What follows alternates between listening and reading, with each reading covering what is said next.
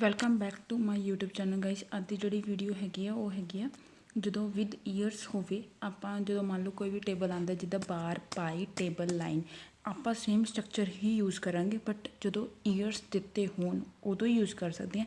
ਇਹਨਾਂ ਚਾਰਾਂ ਵਿੱਚ ਸੇਮ ਹੀ ਸਟਰਕਚਰ ਯੂਜ਼ ਹੋਊਗਾ। ਜਿੱਦਾਂ ਕਿ ਇੰਡੀਆ ਵਿੱਚ 1994 ਵਿੱਚ 20% ਸੀ, ਇੱਦਾਂ ਇਹ ਮਤਲਬ ਕਿ ਫਲਕਚੁਏਟਿੰਗ ਹੋ ਰਹੀ ਹੈ, ਇਨਕਰੀਜ਼ ਹੋ ਗਈ। ਮਤਲਬ ਪਹਿਲਾਂ 20 ਸੀ, ਫਿਰ 25%, ਫਿਰ ਘੱਟ ਗਈ, ਫਿਰ ਦੁਬਾਰਾ ਇਨਕਰੀਜ਼ ਹੋ ਗਈ, ਫਿਰ ਘੱਟ ਗਈ। ਅਤੇ ਜਿੱਦਾਂ ਕਿ ਇਹ ਪਾਕਿਸਤਾਨ ਹੈ, ਇਹ ਕੰਟੀਨਿਊਸਲੀ ਇਨਕਰੀਜ਼ ਹੁੰਦਾ ਜਾ ਰਿਹਾ। ਜਿੱਦਾਂ ਕਿ ਇਹ ਚਾਈਨਾ ਹੈਗੀ ਆ, ਜਿੱਦਾਂ ਕਿ ਇੱਥੇ ਹਾਈਐਸਟ ਹੈਗੀ ਹੈ, ਇੱਥੇ ਲੋਐਸਟ ਹੈਗੀ ਹੈ। ਜਿੱਥੇ ਕਿ ਜੋ ਮੰਨ ਲਓ ਸਪੋਜ਼ ਆਸਟ੍ਰੇਲੀਆ ਕੌਂਸਟੈਂਟ ਹੈਗੀ ਹੈ, ਮਤਲਬ ਸਟੇਬਲ ਰਹੀ ਹੈਗੀ ਹੈ। ਅਤੇ ਜਿਹੜੀ UK ਹੈਗੀ ਆ ਉਹ ਡਿਕਰੀਜ਼ ਹੋ ਗਈ ਹੈ। ਅਤੇ ਜਿਹੜੀ USA ਆ ਉਹ at the end of the year increase ਹੋ ਗਈ। ਅਤੇ ਜੇ ਆਪਾਂ ਤਿੰਨ ਚੀਜ਼ਾਂ ਮੈਨਸ਼ਨ ਕਰਨੀਆਂ ਹੁੰਦੀਆਂ, starting point, changes plus final year. ਅਤੇ ਚਾਰ ਚੀਜ਼ਾਂ ਹੀ ਹੁੰਦੀਆਂ, ਜਿਵੇਂ ਇਹ ਪਹਿਲਾਂ ਜਾਂ ਤਾਂ ਇਨਕਰੀਜ਼ ਹੋਊਗੀ, ਜਾਂ ਡਿਕਰੀਜ਼ ਹੋਊਗੀ, ਜਾਂ ਸਟੇਬਲ ਹੋਊਗੀ, ਜਾਂ ਫਲਕਚੁਏਟਿੰਗ ਹੋਊਗੀ। ਅਤੇ ਆਪਾਂ ਇਹ ਤਿੰਨ ਚੀਜ਼ਾਂ ਆਪਾਂ ਨੋਟ ਕਰਨੀਆਂ ਕਿ ਵੀ ਕਿੰਨਾ ਜ਼ਿਆਦਾ ਇਨਕਰੀਜ਼ ਹੋਇਆ, ਡਿਕਰੀਜ਼ ਹੋਇਆ, ਸਿਗਨੀਫਿਕੈਂਟਲੀ ਇਨਕਰੀਜ਼ ਹੋਇਆ, ਸਿਗਨੀਫਿਕੈਂਟਲੀ ਡਿਕਰੀਜ਼ ਹੋਇਆ, ਮੋਡਰੇਟਲੀ ਹੋਇਆ ਜਾਂ ਮੋਡਰੇਟ ਹੋਇਆ, ਸਲਾਈਟਲੀ ਹੋਇਆ ਜਾਂ ਸਲਾਈਟ ਮਤਲਬ ਹੁੰਦਾ ਥੋੜ੍ਹਾ, ਮੋਡਰੇਟ ਹੁੰਦਾ ਠੀਕ ਠਾਕ, ਅਤੇ ਸਿਗਨੀਫਿਕੈਂਟ ਹੁੰਦਾ ਬਹੁਤ ਜ਼ਿਆਦਾ। ਇਹ ਤੁਸੀਂ ਸਪੈਸ਼ਲ ਯਾਦ ਰੱਖਣਾ ਹੈਗਾ ਕਿ ਆਪਾਂ ਕਿੱਥੇ ਐਡਵਰਬ ਯੂਜ਼ ਕਰਨੀ, ਕਿੱਥੇ ਆਪਾਂ ਐਡਜੈਕਟਿਵ ਯੂਜ਼ ਕਰਨਾ ਹੈਗਾ ਏ। ਹੁਣ ਮੈਂ ਤੁਹਾਨੂੰ ਅੱਗੇ ਇਹਦੀ ਐਗਜ਼ਾਮਪਲਸ ਦੇ ਕੇ ਸਮਝਾਉਂਦੀ ਹਾਂ ਪ੍ਰੋਪਰ ਤਰੀਕੇ ਨਾਲ। ਜਿੱਦਾਂ ਕਿ ਮੈਂ ਇੱਥੇ ਤੁਹਾਨੂੰ ਦੱਸਾਂਗੀ, ਮੈਂ 3 ਵੇਜ਼ ਨਾਲ ਲਿਖਿਆ ਹੈਗਾ। ਜਿੱਦਾਂ ਕਿ ਇੱਥੇ ਮੈਂ ਦੁਬਾਰਾ ਦੱਸ ਦਿੰਦੀ, ਫਸਟ ਈਅਰ ਆਪਾਂ ਮੈਨਸ਼ਨ ਕਰਨਾ, ਆਪਾਂ ਚੇਂਜਿਸ ਮੈਨਸ਼ਨ ਕਰਨੇ, ਅਤੇ ਆਪਾਂ ਫਾਈਨਲੀ ਈਅਰ ਬਾਰੇ ਦੱਸਣਾ। ਆਪਾਂ ਸਟਾਰਟਿੰਗ ਮੈਕਸੀਮਮ ਤੋਂ ਕਰਾਂਗੇ।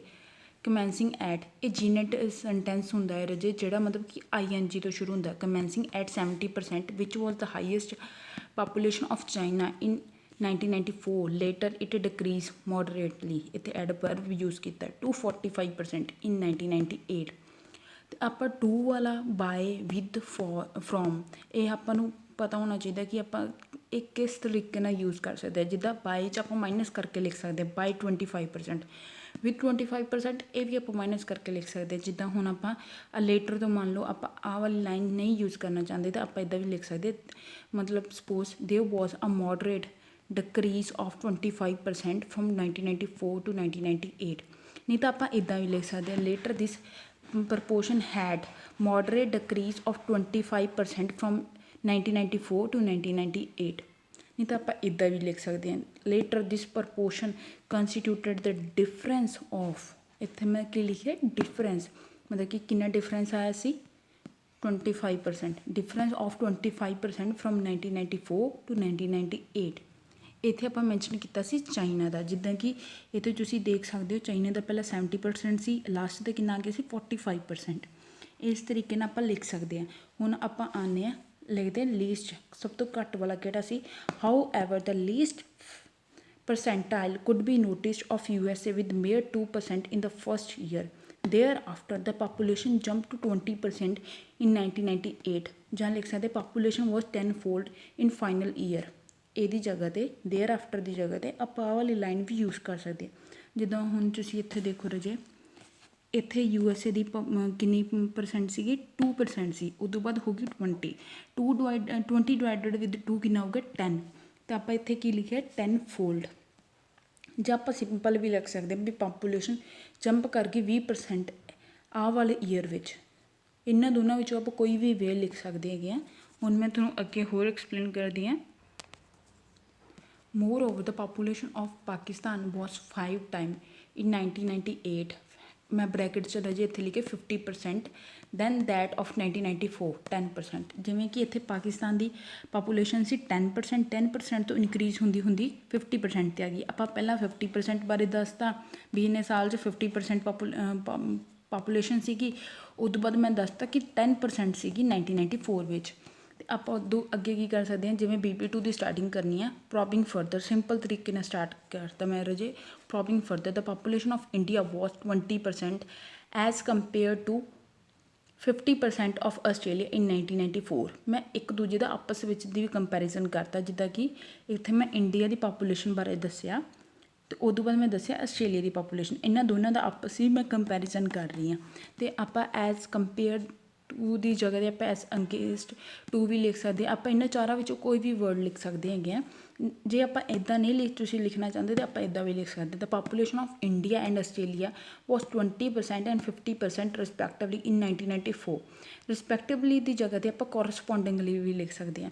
ਬੱਚਿਆਂ ਨੂੰ ਕੋਰਸਪੋਂਡਿੰਗ ਦੇ ਸਪੈਲਿੰਗ ਯਾਦ ਕਰਨੇ ਕਈ ਬੱਚਿਆਂ ਨੂੰ ਡਿਫੀਕਲਟ ਲੱਗਦੇ, ਉਹ ਰਿਸਪੈਕਟਿਵਲੀ ਵਰਡ ਯੂਜ਼ ਕਰ ਲੈਂਦੇ, ਬਟ ਆਪਾਂ ਕੋਰਸਪੋਂਡਿੰਗ ਵੀ ਲਿਖ ਸਕਦੇ ਹੈਗੇ। ਤਾਂ ਹੁਣ ਆਪਾਂ ਲਿਖਾਂਗੇ ਅਗਲਾ ਮੈਂ ਐਕਸਪਲੇਨ ਕੀਤਾ ਹੈਗਾ ਹੈ ਜਿੱਦਾਂ ਮੈਂ ਲਿਖਿਆ ਰਿਗਾਰਡਿੰਗ ਫਾਰਮਲ, ਮਤਲਬ ਕਿ ਪਹਿਲਾ ਦ ਪਾਪੂਲੇਸ਼ਨ ਸ਼ੋਡ ਜ਼ਿਗਜ਼ੈਟ, ਮਤਲਬ ਕਿ ਜ਼ਿਗਜ਼ੈਟ ਜਿਹੜਾ ਫਲਕਚੁਏਟਿੰਗ ਨੂੰ ਕਹਿ ਸਕਦੇ ਆ trend 18% and 28% in the given year. In the case of later the fraction stagnant at 50%, ਮਤਲਬ ਕਿ ਇਹਦਾ ਮਤਲਬ ਹੁੰਦਾ ਕਿ ਸਟੇਬਲ ਹੋਣਾ at 50% till final year। the population of UK reduced to half 20% from the initial year to final year। ਜਿੱਦਾਂ ਕਿ ਇੱਥੇ UK ਦੀ ਜਿਹੜੀ ਪਾਪੂਲੇਸ਼ਨ ਹੈ ਉਹ 40% ਤੋਂ 20% ਹੋ ਗਈ। ਇਹ ਕਿੰਨਾ ਹੋ ਗਿਆ, ਉਹਦਾ ਹਾਫ ਹੋ ਗਈ। ਅਤੇ ਜਿਹੜੀ ਆਸਟ੍ਰੇਲੀਆ ਦੀ ਹੈ ਇਹ ਸਟੇਬਲ ਰਹੀ ਹੈਗੀ ਹੈ। ਅਤੇ ਜਿਹੜੀ ਜਿੱਦਾਂ ਕਿ ਮੈਂ ਇੱਥੇ ਲਿਖਿਆ ਤੁਸੀਂ ਇੱਦਾਂ ਵੀ ਲਿਖ ਸਕਦੇ। The population of UK reduce to half 20%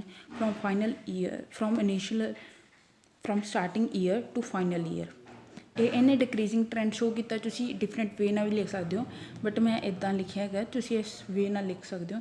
ਅਗਰ ਤੁਹਾਨੂੰ ਵੀਡੀਓ ਹੈਲਪਫੁਲ ਲੱਗੀ ਪਲੀਜ਼ ਲਾਈਕ ਸ਼ੇਅਰ ਅਤੇ ਕਮੈਂਟ ਕਰਕੇ ਜ਼ਰੂਰ ਦੱਸਿਓ। ਅਤੇ ਇੱਕ ਪੁਆਇੰਟ ਮੈਂ ਤੁਹਾਨੂੰ ਐਕਸਪਲੇਨ ਕਰਨਾ ਭੁੱਲ ਗਈ ਸੀ, ਜਿੱਦਾਂ ਕਿ ਇੱਥੇ ਮੈਂ ਲਿਖਿਆ 18% ਐਂਡ 28%। ਜਿੱਦਾਂ ਕਿ ਰਾਜੇ ਮੈਂ ਇੱਥੇ ਦੱਸਿਆ ਗਿਆ ਕਿ ਪਾਪੂਲੇਸ਼ਨ ਨੇ ਜ਼ਿਗਜ਼ੈਗ ਟਰੈਂਡ ਸ਼ੋ ਕੀਤਾ ਜੋ ਕਿ ਹੈਗਾ 18 and 28% in the given year. ਇੱਥੇ ਮੈਂ ਇੰਡੀਆ ਬਾਰੇ ਦੱਸਿਆ ਹੈਗਾ ਕਿ ਇਹਨੇ ਮਤਲਬ ਕਿ ਮੈਂ ਇਹਦਾ ਸਟਾਰਟਿੰਗ ਈਅਰ ਦੱਸਿਆ ਸੀ ਇੰਡੀਆ ਦਾ ਅਤੇ ਆਸਟ੍ਰੇਲੀਆ ਦਾ ਵੀ ਸਟਾਰਟਿੰਗ ਈਅਰ 'ਤੇ ਇੰਨੇ ਪਰਸੈਂਟ ਸੀ। ਅਤੇ ਮੈਂ ਇੰਡੀਆ ਬਾਰੇ ਹੋਰ ਕੁਛ ਨਹੀਂ ਦੱਸਣਾ ਚਾਹੁੰਦੀ ਸੀ। ਮੈਂ ਆਹ ਦੱਸਿਆ ਈਅਰ 1996 ਦਾ ਅਤੇ 1997 ਦਾ ਕਿ 1996 ਵਿੱਚ 18% ਸੀ ਅਤੇ 1997 ਵਿੱਚ 28% ਸੀਗੀ। ਜਿੱਦਾਂ ਕਿ ਮੈਂ ਇੱਥੇ ਸਿੰਪਲ ਲਿਖਿਆ ਫਲਕਚੁਏਟਿੰਗ ਟਰੈਂਡ ਸ਼ੋ ਕਰਦੀ ਪਈ ਹੈ ਅਤੇ 18 ਐਂਡ 28% ਹੈਗੀ ਗਿਵਨ ਈਅਰਸ ਵਿੱਚ। ਅਤੇ ਜਿੱਦਾਂ ਕਿ ਆਸਟ੍ਰੇਲੀਆ ਹੈ ਉਹ ਸਟੇਬਲ ਹੀ ਰਹੀ ਹੈਗੀ ਆ ਫਾਈਨਲ ਈਅਰ ਤੱਕ। ਅਤੇ ਜਿਹੜੀ UK ਦੀ ਪਾਪੂਲੇਸ਼ਨ ਸੀ ਉਹ ਹਾਫ ਹੋ ਗਈ ਹੈ। ਇੱਦਾਂ ਮਤਲਬ ਕਿ ਆਪਾਂ ਸਿੰਪਲ ਵੇ ਨਾਲ ਕਿੰਨਾ ਹੀ ਕੁਛ ਆਪਾਂ 3 ਪੁਆਇੰਟਸ ਮੈਨਸ਼ਨ ਕਰਦੇ ਹੈਗੇ। ਅਗਰ ਤੁਹਾਨੂੰ ਵੀਡੀਓ ਹੈਲਪਫੁਲ ਲੱਗੀ ਪਲੀਜ਼ ਲਾਈਕ ਸ਼ੇਅਰ ਅਤੇ ਕਮੈਂਟ ਕਰਕੇ ਜ਼ਰੂਰ ਦੱਸਿਓ।